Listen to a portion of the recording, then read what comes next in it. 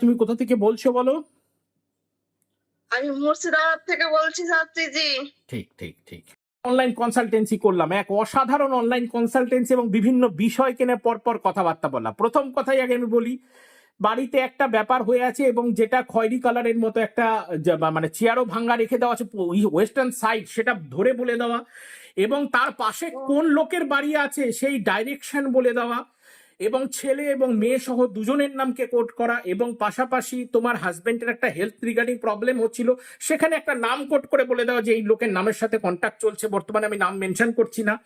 এবং ডিটেলস তোমাকে বলা হলো যে তোমার গুরুদেবের ছবি তুমি পশ্চিম দিক থেকে উত্তর দিকে সরানো হয়েছে, এবং সেটাও ডিসপুট আলা ছবি রয়েছে। সমস্ত ঘটনা মিতা মিলল কিনা এবং কেমন লাগলো এই সমস্ত প্রেডিকশন? ছাত্রীজি সত্যি খুব ভালো, এই যে প্রত্যেকটা প্রেডিকশন সবচাইতে ভালো ব্যাপার লাগলো ওই চেয়ারের কথা বললেন, সেটা 14-15 বছর ধরে ওই চেয়ার গুলো একদম ওখানে রাখাই আছে। একদম আসলে একটা শাস্ত্রীজি বলে সেটা করো, ঠিক হয়ে যাবে। একদম একদম। এবং মিতা অদ্ভুত ভাবে একটা জুতার রেমেডি করানো হয়েছিল তোমার মাকে দিয়ে, হেলথে যখন প্রবলেম ছিল। অলরেডি জুতার ঘটনাটা দেখতে পেলা যে অদ্ভুত ভাবে কিভাবে কানেকশন করেছে।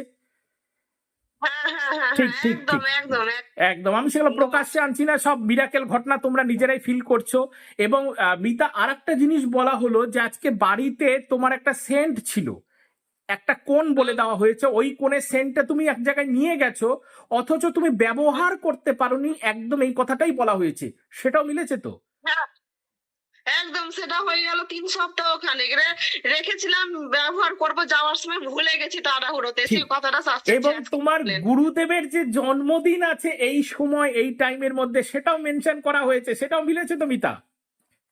হ্যাঁ হ্যাঁ, একদম ঠিক একদম ঠিক ঠিক একদম ঠিক। ঠিক ঠিক আছে মিতা, সকলে তোমরা ভালো থাকো, আনন্দে থাকো এবং সুখে থাকো। জয়।